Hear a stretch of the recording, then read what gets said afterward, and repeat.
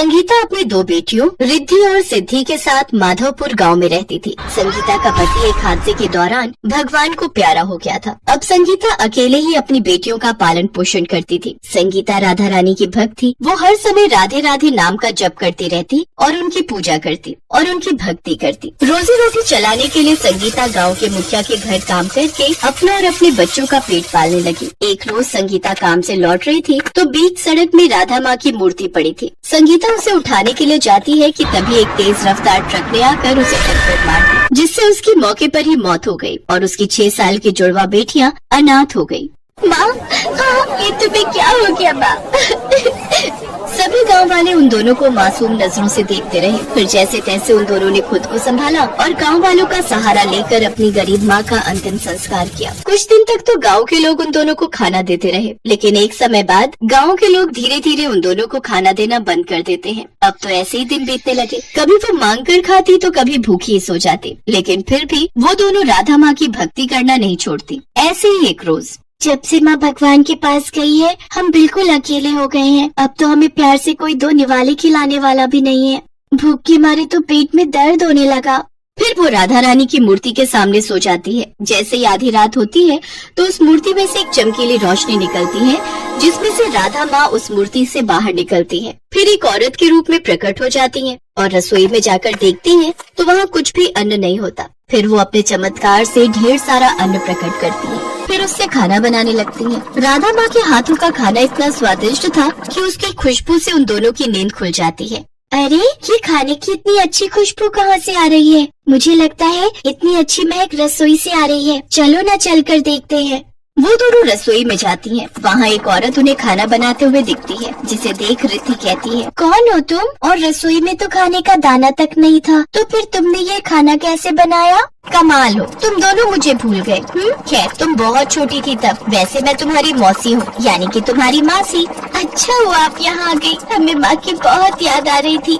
माँ तो हमें छोड़कर चली गई, लेकिन अब से आप हमें छोड़कर कहीं मत जाना।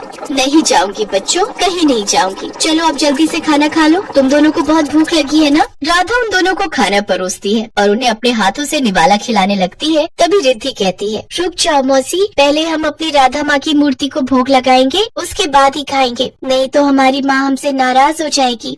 फिर वो दोनों राधा माँ की मूर्ति को अपनी थाली का भोग लगाती हैं। उसके बाद वो मौसी को खिलाने लगती हैं, तो मौसी उनसे कहती है, तुमने तो पहले ही भोग लगाकर मेरा पेट भर दिया, चलो अब मैं तुम्हें खिलाती हूँ। क्या मतलब? कुछ नहीं, लो खाओ। राधा माँ उन दोनों को अपने हाथों से खाना खिलाती हैं और उन नन्ही बच्चियों की भक्ति देख बहुत प्रसन्न होती हैं। इन बच्चों की भक्ति ने तो मेरा मन जीत लिया। इनकी माँ ने मेरी मूर्ति बचाने के चक्कर में अपनी जान तक दे दी थी। अब मुझे उसका कर्ज उतारना होगा और उसके बच्चों की रक्षा करनी होगी। अब राधा माँ मौसी बनकर उनके घर में ही रहने लगती हैं और अपने जादू से अन्न प्रकट करके उनके लिए तरह तरह के स्वादिष्ट पकवान बनाकर उन्हें खिलाने लगी। साथ ही उन दोनों का पालन पोषण करने लगी। ऐसे ही समय बीता और अब वो दोनों पढ़ लिख कर बड़ी अफसर बन गई और अपने पैरों पर खड़ी हो गई। लेकिन अभी भी उन्होंने राधा माँ की भक्ति करना नहीं छोड़ा। उन दोनों को बड़ा अफसर बनता देख राधा माँ बहुत खुश हुई। आखिरकार तुम दोनों ने अपनी माँ का सपना पूरा कर दिया। वो हमेशा से चाहती थी कि तुम दोनों पढ़ लिख कर कुछ बन जाओ। हर रोज वो मुझसे यही प्रार्थना करती थी।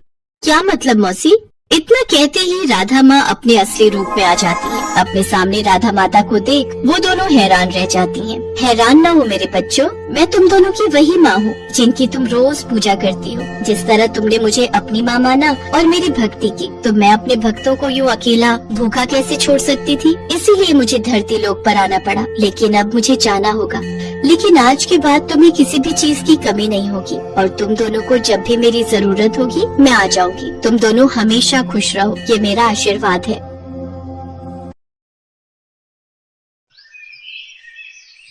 धरती लोक पर कृष्ण जन्माष्टमी की धूम मची हुई थी। जहाँ देखो वहाँ जगह जगह हर घर हर मंदिर सजा हुआ था।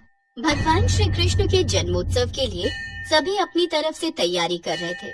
ये नजारा गोलोक में विराजे श्री भगवान कृष्ण और राधा मैया देखकर अति प्रसन्न हो रहे थे। तभी श्री कृष्ण ने अपने मोर पंख को ठीक किया, कमर में बांसुरी को कसा और मुकुट पहनकर तैयार हो गए।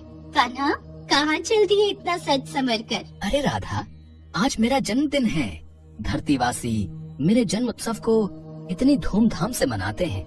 मन में विचार आ रहा है आज अपने भक्तों की परीक्षा ली जाए, इसलिए धरती लोक में भ्रमण के लिए जा रहा हूँ। अच्छा, फिर तो मैं भी तुम्हारे साथ चलूंगी। तुम्हारे बिना तो मैं अधूरा हूँ राधे। भला तुम्हारे बिना मैं कैसे जा सकता हूँ?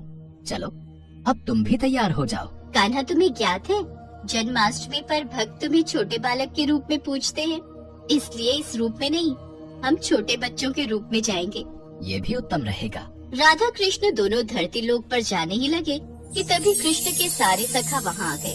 अरे वाह कान्हा, तुम्हारे जन्मदिन का आयोजन और तुम अकेले अकेले ही जा रहे हो।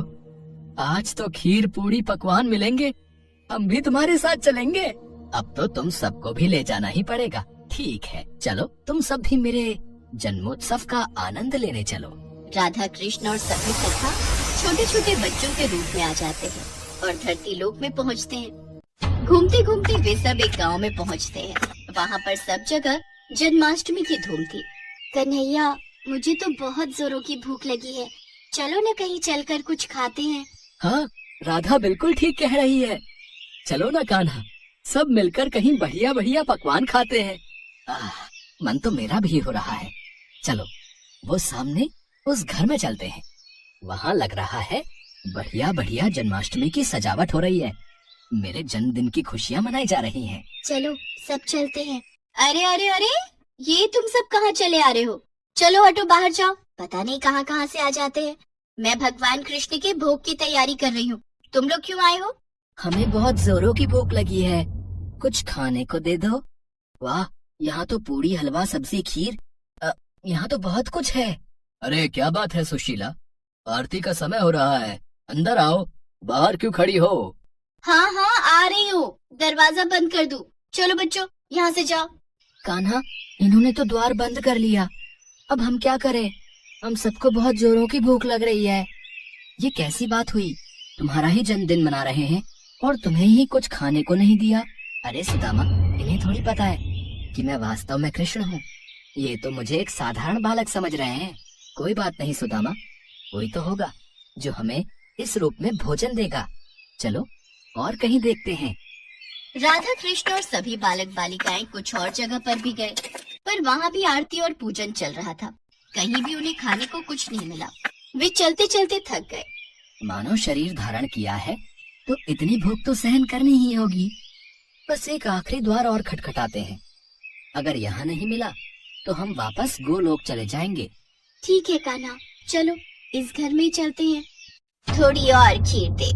तुझे जब पता था कि मंदिर में खीर का प्रसाद बट रहा है तो तू थोड़ा ज्यादा नहीं ला सकती थी? माँ जी, मंदिर में बहुत भीड़ थी, बड़ी मुश्किल से नंबर आया तो मैं बस ये थोड़ा बहुत ही प्रसाद ला पाई। अरे अम्मा, खा लो ना। वैसे भी खीर खाए कितना समय हो गया। मजदूरी करते करते हाथों में छाले पड़ गए हैं। हमारी तो ऐसी किस्मत ही नहीं कि हम रोजाना ऐसी खीर पकवान खा सके। हाँ हाँ बेटा, ये ले, तू और ले ले। थोड़ा प्रसाद बचा है, मैं खा लेती हूँ। माँ, हमें बहुत भूख लगी है, कुछ खाने को दे दो। ये लो, पहले ही थोड़ी बहुत खीर है, उसमें से भी ये बच्चे भी मांगने आ गए। कुछ नहीं है यहाँ, चलो जाओ यहाँ से। रुको माँ, मैं दरवाजा बंद करके आता हूँ। सुनिए, आज जन्माष्टमी का त्योहार है, भगवान कृष्ण का जन्मदिन। ये बच्चे उन्हीं के रूप में लगता है झांकी लेकर निकले हैं। हो सकता है इन्हें रास्ते में भूख लगाई हो। थोड़ी सी खीर है मेरे पास, इन्हें दे देती हूँ। ऐसे द्वार पर आए बच्चों को भूखा भेजना मुझे ठीक नहीं लग रहा।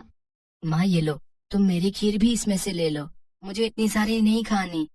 माँ, मेरे में से भी ले लो। अगर तुम अपनी दे दोगी तो तुम क्या खाओगी? राधा, इन बच्चों में अपनी माँ के प्रति कितना प्रेम है, हमें इनके लिए कुछ करना चाहिए। हाँ कान्हा, देखो तो, इन्होंने अपनी सारी खीर हमें परोस दी। कैसे पागल हो तुम तीनों। बताओ, अपने हिस्से की खीर इन बच्चों में बांट रहे हो। इतनी मुश्किल से तो ये थोड़ा प्रसाद मिला था। अब तुम दोनों बच्चे कान खोलकर सुन लो, मैं अपनी खीर में से एक भी निवाला नहीं दूंगी। ये लो बच्चों, ज्यादा तो नहीं, थोड़ी थोड़ी खीर है, ये खा लो। बस इतनी सी खीर, इससे तो हमारा चींटी जैसा पेट भी नहीं भरेगा। एक काम करो, थोड़ी और खीर ले आओ। दादी, थोड़ी सी अपने में से दे दो ना। आज वैसे भी भगवान कृष्ण का जन्मदिन है, हमने भी तो नहीं खाई ना, हमने भी इनको दे दी। अब क्या करूं, तुम लोग इतना जोर दे रहे हो तो ये लो, थोड़ी सी मेरे में से भी दे दो। सावित्री, ये ले, थोड़ी मेरे से भी ले ले, फिर बोलेगी मैं अकेले अकेले खा गया। सावित्री के परिवार के लोगों की ऐसी सोच देखकर राधा कृष्ण मन ही मन बात करने लगे।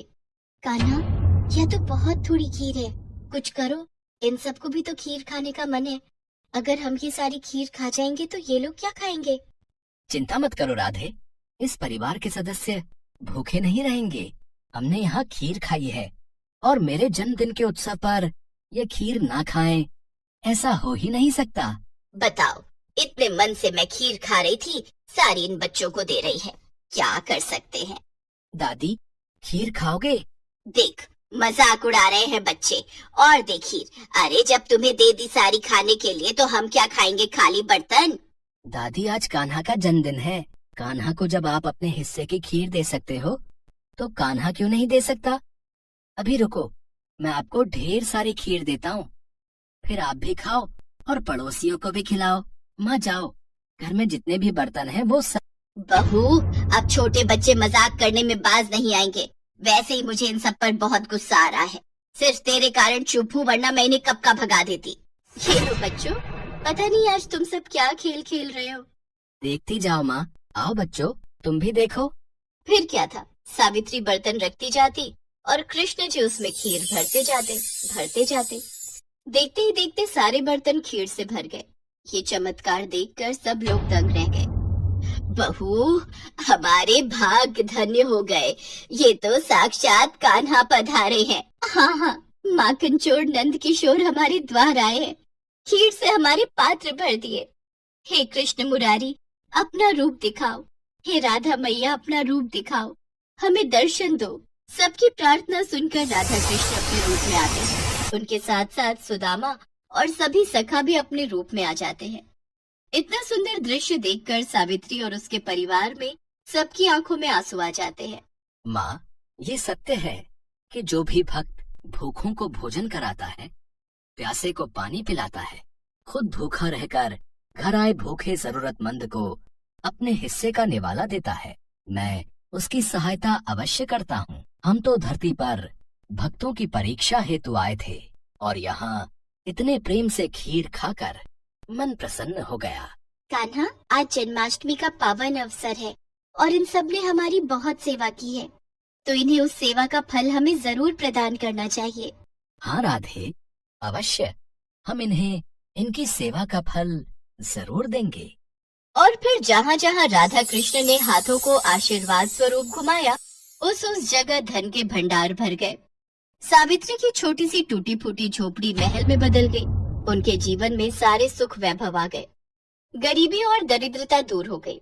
सावित्री के परिवार में खुशियाँ देकर राधा कृष्ण और सभी ग्वाल बालों के संग वापस गोलोक लौट